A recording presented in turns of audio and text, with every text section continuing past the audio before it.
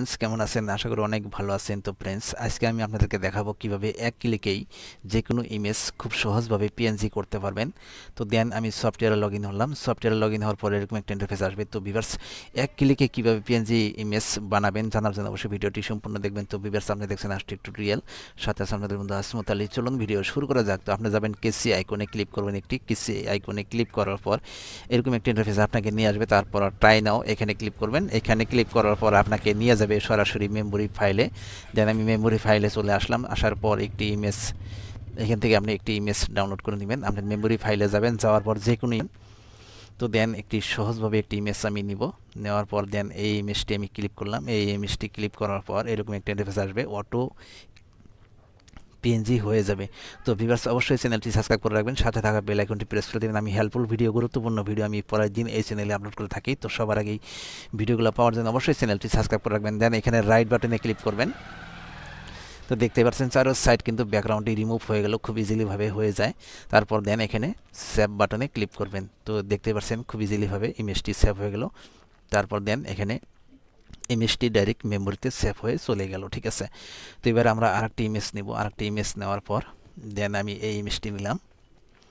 তো এই ইমেজটি নেওয়ার পর ঠিক একই প্রসেস, অটো ক্লিকেই আপনার চারো সাইড ব্যাকগ্রাউন্ডটি রিমুভ হয়ে যাবে। খুবই একটি হেল্পফুল একটি অ্যাপস।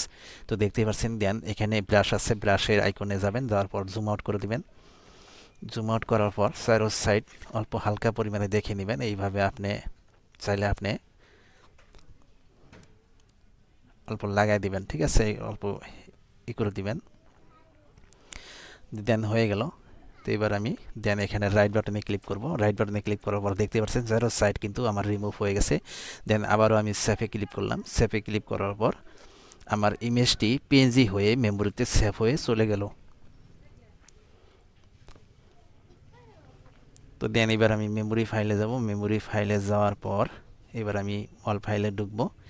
ঢোকার পর মেমোরি ফাইলে চলে গেলাম। তো দেখতে পাচ্ছেন এখানে আমার ইমেজটি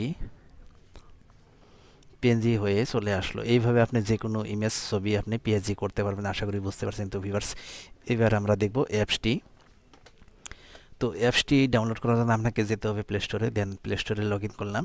তারপর দেন এই অ্যাপসটি ডাউনলোড করে নেবেন, B612 বিউটি। ঠিক আছে, এই অ্যাপসটি ডাউনলোড করে নেবেন। তো ভিউয়ার্স, অবশ্যই নতুন নতুন ভিডিও পেতে অবশ্যই চ্যানেলটি সাবস্ক্রাইব করে রাখবেন, সাথে থাকা বেল আইকনটি প্রেস করে দিবেন।